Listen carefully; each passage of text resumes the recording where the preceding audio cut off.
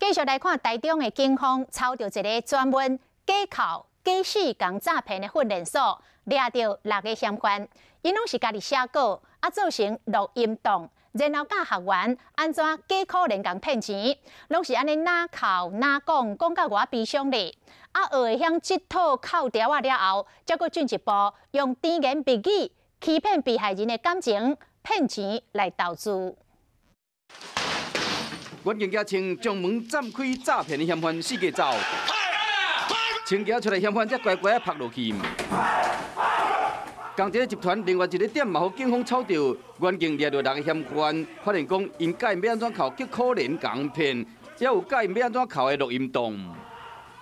医生的时候走出来，他跟我说，妈妈跟孩子都没有保住的时候，我整个世界都没了。